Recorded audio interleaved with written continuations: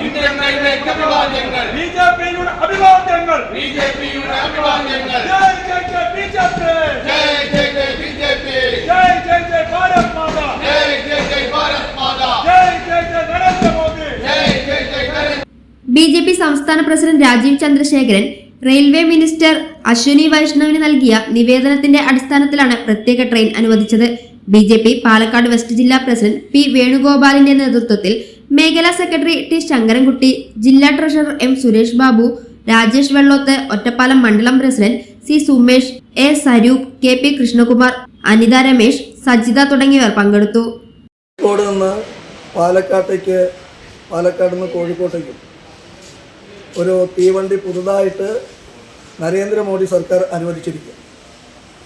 ഇന്ന് മുതൽ അതിൻ്റെ പരീക്ഷണാർത്ഥം അത് ഓടുകയാണ് ചെയ്യുന്നത്.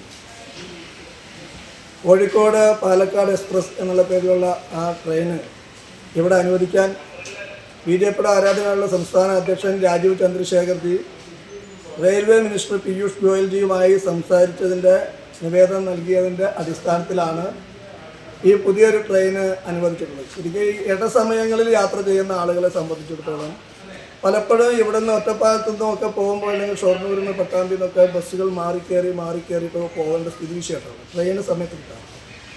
അത്തരം ആളുകളെ സംബന്ധിച്ചിടത്തോളം ബിസിനസ് ആവശ്യത്തിനും മറ്റു കാര്യങ്ങൾക്കും പോകുന്ന ആളുകളെ സംബന്ധിച്ചിടത്തോളം വളരെ ഗുണപ്രദമായുള്ള ഒരു തീരുമാനമാണ് എടുത്തിരിക്കുന്നത്.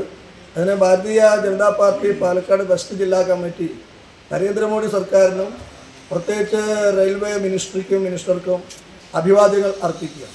ഇവിടുത്തെ ജനങ്ങളുടെ ആവശ്യങ്ങൾ മനസ്സിലാക്കിക്കൊണ്ട് ഇപ്പോൾ നമുക്കറിയാം ഈ അമൃത പദ്ധതിയിലൊക്കെ ഉൾപ്പെടുത്തിക്കൊണ്ട് നമ്മുടെ റെയിൽവേ സ്റ്റേഷനുകളൊക്കെ എത്ര കണ്ട് വികസിതമാക്കുന്നു ഈ ഗവൺമെൻറ് നമുക്കറിയാം. ഇതിൻ്റെ മുഖച്ഛായ തന്നെ മാറുന്ന രീതിയിലേക്ക് മാറിയിരിക്കുന്നു.